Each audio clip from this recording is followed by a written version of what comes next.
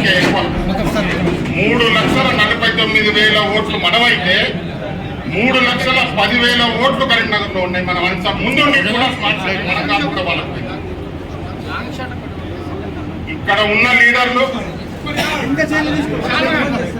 మత విద్వేషాలను ప్రోత్సహించుకుంటూ వారు మటుకు హైదరాబాద్లో 5 స్టార్ హోటల్లో కలుసుకొని వాళ్ళు పార్టీ చేసుకుంటానే ఉన్నారు. ఇక్కడ ఉన్నటువంటి ఆటో డ్రైవర్లకు, అరటిబండ్లు అమ్ముకునేటోళ్లకు, సంత్రాలు మోసంబిలు అమ్ముకునేటోళ్లకు కొట్లాటలు పెడుతున్నారు. చాలా దురదృష్టకరం. జిల్లా వ్యాప్తంగా మున్నూరు కాపులనే కాదు, బీసీలనే కాదు, మెజారిటీ మైనారిటీ వర్గాలందరూ కూడా దయచేసి ఈ విషయంలో ఆలోచించాల్సినటువంటి అవసరం ఉంది.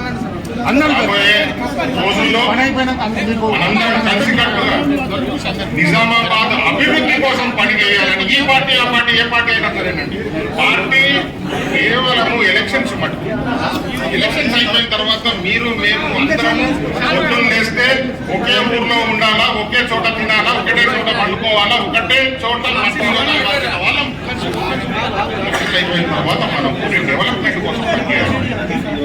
అది వదిలేసి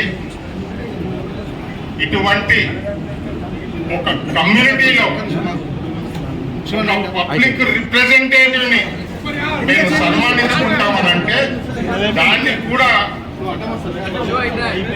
ఆపే ప్రయత్నం చేస్తున్నారంటే అటువంటి లీడర్ల ఆలోచన విధానం ఏంటో దయచేసి జిల్లాలో ఉండే ప్రతి ఒక్కరూ ఆలోచించాల్సినటువంటి అవసరం ఉంది.